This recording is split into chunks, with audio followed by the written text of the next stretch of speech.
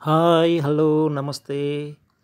ఇది మన కరీంనగర్ నుండి హైదరాబాద్‌కెళ్ళే రూటు తిమ్మాపూర్ వాగేశ్వరి కాలేజీ ముందుంటుందండి. ముందు హైవే నుంచెళ్ళి జస్ట్ ఒక 200 మీటర్ డాంబర్ రోడ్ విలేజ్‌కెళ్ళే డాంబర్ రోడ్ ఉంటుందిది.